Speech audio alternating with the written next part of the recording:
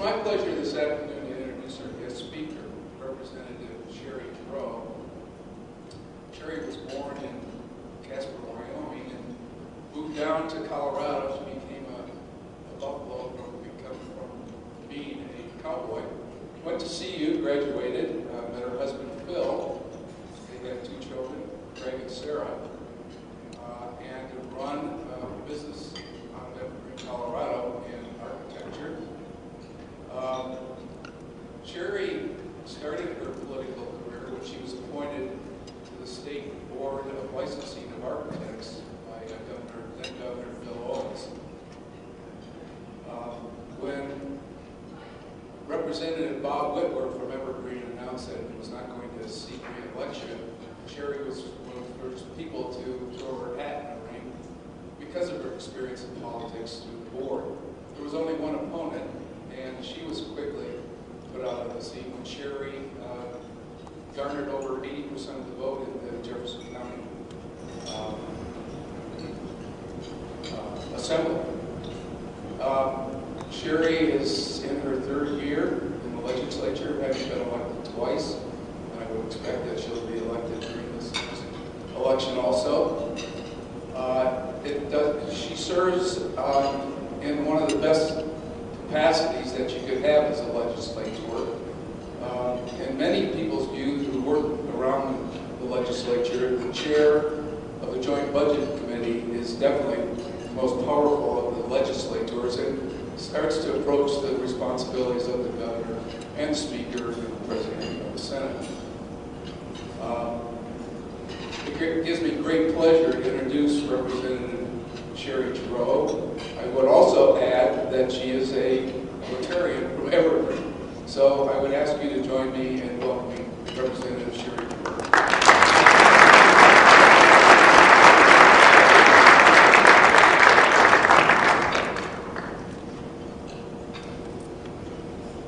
If you all are okay, I'm going to stay, and I'll try to stay out of your line of sight.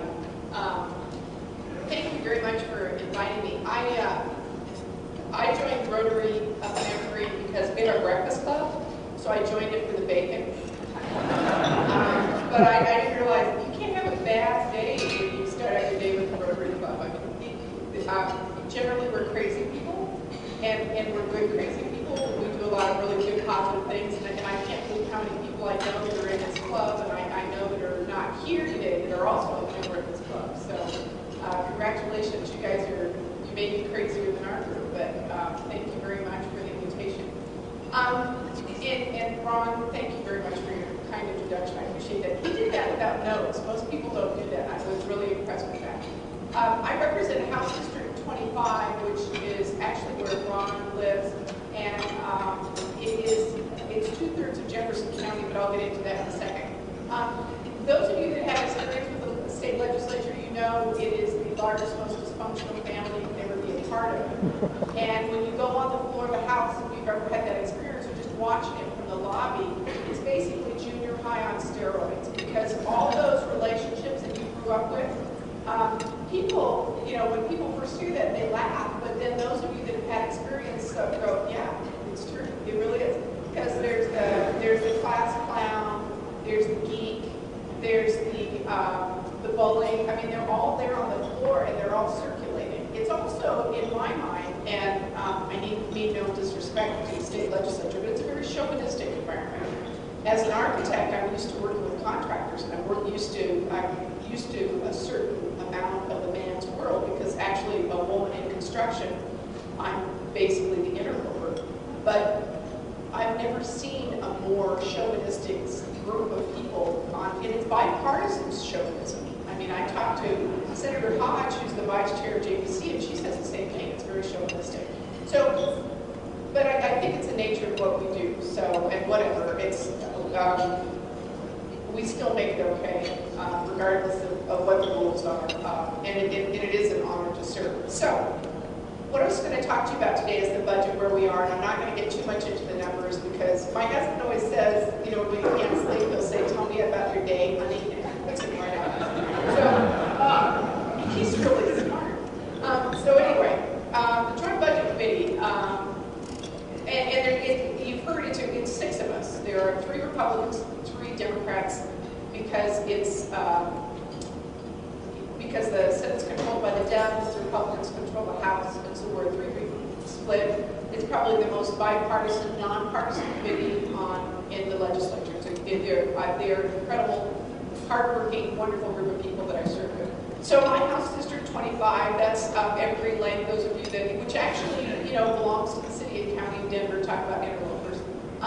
But anyway, so that's our district. It also includes Red Rocks, which belongs to the city and county of Denver. Did I say interlopers before? But it's Morrison, Evergreen, Lookout Mountain, Conifer. It's roughly 2/3 of Jefferson County. It goes from Boulder County down to Park County, and to the west border, it's Clear Creek and Gilpin. It's a lot of area. The population is pretty sparse, but we're the foothills. We tend to be fiscally conservative and environmentally sensitive. It's approximately a 30-30 split between Republican, Democrat, and unaffiliated. The seat that I hold right now, in fact, the office that I office in belonged to Tony Gramscis. Those of you that were involved in politics 20 years ago, Tony was chair of the Joint Budget Committee. Since the time that Tony chaired the Joint Budget Committee and I'm chairing the Joint Budget Committee, Dr. John Whitwer, who was Rob Whitwer's father, also served on the JBC. For some reason, our district tends to go for the numbers. I'm not sure. Anyway, so this is part of our district. These are a sample of our constituents, and I think Ron would agree that we've got a lot of those. So I love my district, but I also, Ron Whitwer, when I was elected, said there's 3 rules you need to remember. Vote your conscience, vote your district, vote your party. I've never really had to get to that 3rd one. By the time I get to the first 2, I've pretty much done what I need to do, and it's been the rule. Serving on the JBC right now is very much that rule, because that's when we get over there and we get into the numbers don't lie.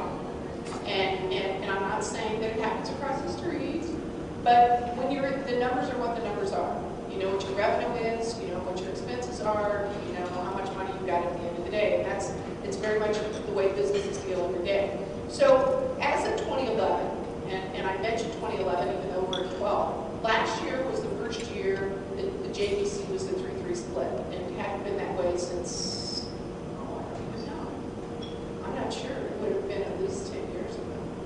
Anyway, so what we were doing is we had a new governor, we had a 3-3 split. It was a different game.